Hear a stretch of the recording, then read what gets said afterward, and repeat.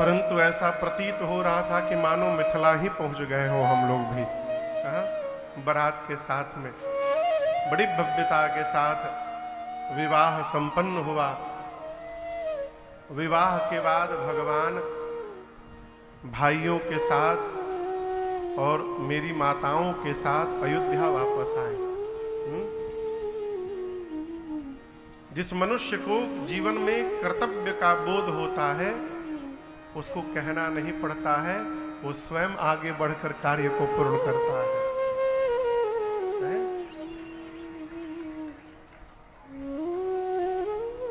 आज से हम और आप श्री अयोध्या कांड की कथा में प्रवेश करेंगे। अभी प्रारंभ में जिन चौपाइयों को हम लोगों ने गुनगुनाया गाया, यहीं से अयोध्या कांड की कथा प्रारंभ होती है। प्रारंभ में गोस्वामी तुलसीदास जी ने अयोध्या कांड में 3 श्लोक लिखे हैं। पहले श्लोक में भगवान शिव का स्मरण किया है। यस्यांके च विभाति भूधर सुता देवा पगा मस्तके भाले बाल विधुर गले च गरलम यस्योरसी व्यालराट सोयम भूति विभूषण सुरवरः सर्वाधिपः सर्वदा सर्वः सर्वगतः शिवः शशिनिभः श्री शंकरः पातु माम। दूसरे श्लोक में भगवान श्री राम के मुख की वंदना की है। देखिए, मुख बतावत है कि हम प्रसन्न हैं कि हम उदास हैं। लेकिन आप मेरे भगवान का मुख देखिएगा ना, तो भगवान हमेशा एक रस में दिखाई पड़ते हैं। प्रसन्नताम या नगता विषेकतः तथा न ममले वनवास दुखतः। रात्रि में राम जी से कहा गया कि प्रातः काल आप युवराज पद पर आसीन होंगे। बुरा न मानिएगा, आजकल किसी से यदि आप कह दें कि सवेरे आपको कल ये पोस्ट दिया जाएगा, आप कह के गए नहीं कि उसने फेसबुक पर पोस्ट कर दिया, 5 मिनट के अंदर पूरा छीट देगा बांदा में। राम जी को कहा गया रात्रि में कि प्रातः काल आप युवराज बनेंगे। राम जी प्रसन्न नहीं भय। क्यों? राम जी कहते हैं विमल वंश यह अनुचित हेतु बंधु बिहाई बड़े ही अभिषेकु। राम जी क्यों प्रसन्न नहीं भय? ये रघुवंश का ये जो नियम है ये अनुचित नियम है। क्यों अनुचित नियम है? हम चारों भाई जन्मे एक साथ, चारों भाई पढ़े एक साथ, जीवन के सारे संस्कार एक साथ पूर्ण भय, और जब बात सत्ता की आई तो भाइयों को छोड़कर बड़े भाई को राज सत्ता दी जा रही है। ये हमारे वंश का अनुचित व्यवहार है। भगवान प्रसन्न नहीं भय। और प्रातः काल जगने के बाद जब राम जी को ये पता चला कि अभिषेक नहीं, अब तो वन में जाना है, राम जी दुखी नहीं भय। यही रामचरित्र है। गोस्वामी जी तो कहते हैं कि जब राम जी को पता चला कि वन में जाना है, राम जी का मन नाचने लगा। गोस्वामी जी कहते हैं नव गयंत रघुबीर मन राज अलान समान। कहो, राम जी का मन कैसा है? नव गयंत। गयंत कहते हैं हाथी को। हाथी का बच्चा आप देखिएगा, हाथी का बच्चा अपने मां के चारों तरफ उछलता कूदता रहता है, कभी इधर जाएगा कभी उधर जाएगा। राम जी का मन जो है वो नए हाथी के बच्चे की तरह है। नवगयंद रघुबीर मन। और ये जो राज सत्ता दी जा रही थी, राज अलान समान, ये राज जंगल में लगे हुई अग्नि की भांति है राम जी के लिए। चारों तरफ अग्नि लग जाए ना, आग जंगल में, हाथी परेशान हो जाता है। सारे पशु तो जंगल के बाहर दौड़ते हैं, हाथी बाहर नहीं दौड़ता, जंगल के भीतर जो सरोवर रहता है उस सरोवर की ओर दौड़ता है। राम जी का मन नए हाथी के समान है। ये जो राज सत्ता दी जा रही है ये मानो अग्नि के समान हो। जिस प्रकार अग्नि को देखकर हाथी भागता है, उसी प्रकार इस राज सत्ता को देख करके जब राम जी सुने वन में जाना है, राम जी जाने के लिए तैयार हो गए, मानो दौड़ पड़े वन की। राम जी उदास नहीं भय। ये जानते हैं क्यों है? जीवन में यदि परिस्थिति को स्वीकार करने का स्वभाव बन गया धीरे धीरे, तो हम जहां भी रहेंगे एक रस में बने रहेंगे। परिस्थिति को स्वीकार किया जाए। गोस्वामी जी ने दूसरे श्लोक में राम जी के मुख को वंदन किया। तीसरे श्लोक में मेरे पीछे जो आप स्वरूप दर्शन कर रहे हैं,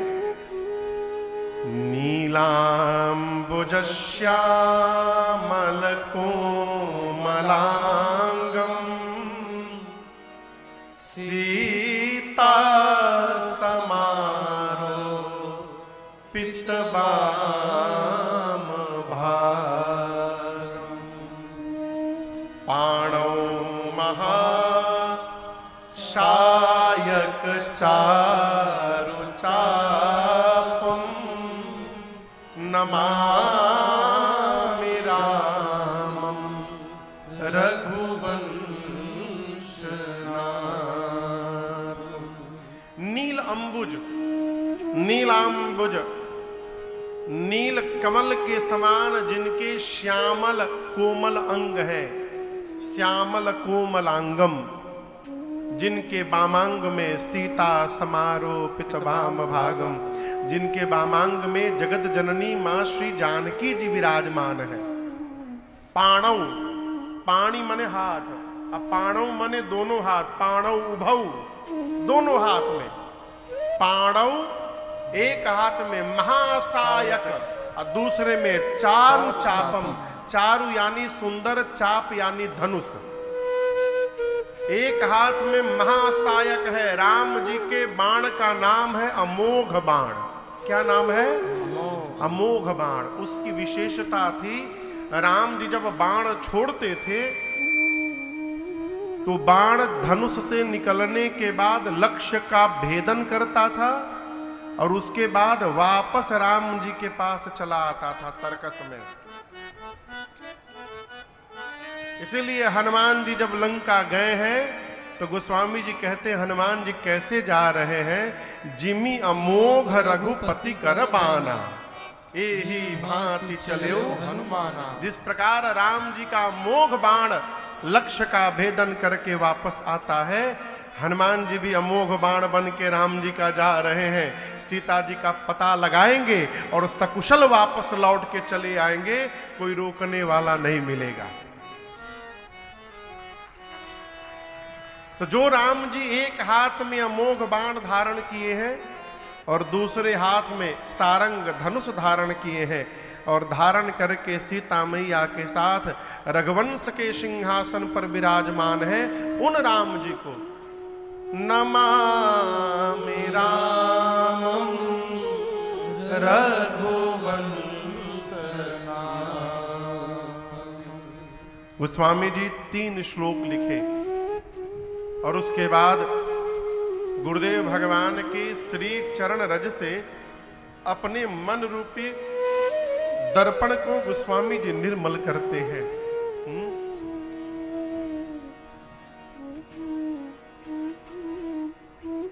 धूल से कहीं शीशा साफ होता है का? है? आपके ये धूल से कहीं शीशा साफ होता है? लेकिन यदि शीशे पर काई जम जाए तो काई को हटाने के लिए धूल का ही प्रयोग करना पड़ता है। ये जो विषय है ना, ये विषय ही मन रूपी दर्पण पर काई है। और गोस्वामी जी कहते हैं मन रूपी दर्पण पर यदि काई जम जाए विषय की, तो उसको गुरु जी के चरण रज से ही साफ किया जा सकता है। इसलिए गोस्वामी जी कहते हैं श्री गुरु चरण सरोज रज निज मन मुकुर सुधार। मुकुर यानी शीशा, मन रूपी शीशे को साफ कर रहे हैं। क्यों? बरनऊ रघुबर बिमल जश जो दायक फल चार। गोस्वामी जी कहते हैं भगवान के विमल यश का वर्णन करना है, और जब तक मन निर्मल नहीं होगा तब तक यश का गुणगान हो ही नहीं पाएगा। इसलिए मन को निर्मल किया, और उसके बाद कथा प्रारंभ करते हैं, जो चौपाई हम और आप गाएं। भगवान विवाह करके अयोध्या आए। गोस्वामी जी कहते पूरा अवध आनंद में है, नित्य आनंद महोत्सव चल रहा है, लोग बधाई गा रहे हैं। नित नव, नव यानी नव मने बोलिए नया, नव यानी नया, नित मने नित्य, नित नव मंगल मोद बधाई। अवध के लोग सरकार नित्य बधाई गा रहे हैं, नित्य। और ये बधाई उत्सव कितने दिन चला पता है? 11 वर्ष तक। कितने दिन? 11 वर्ष। भगवान विवाह करके लौटे और आने के बाद 11 वर्षों तक ये अवध का आनंद महोत्सव चल रहा है। ये स्वभाव है। देखिए, रोना भी एक स्वभाव है और नाचना भी एक स्वभाव है। यदि स्वभाव में रोना पहुंच गया ना, तो बैकुंठ में भी जाके हम रोते हुए ही दिखाई पड़ेंगे। और स्वभाव में यदि नाचना हो गया तो अभाव में भी हम नाचते हुए दिखाई पड़ेंगे। ये सब स्वभाव जन्य है? अयोध्यावासी गोस्वामी जी कहते सब विधि